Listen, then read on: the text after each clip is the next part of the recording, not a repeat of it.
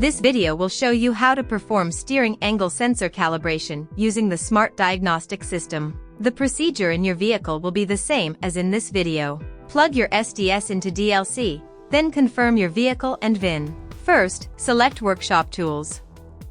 Then Steering Angle Sensor Calibration. EMPS Electric Motor Power Steering. Torque Sensor Adjustment. Follow the on-screen prompts to complete the procedure.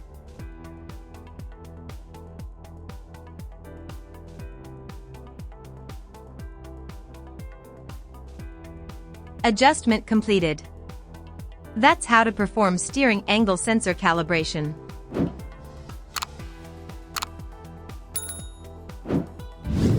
For more information, please visit us at Innova.com.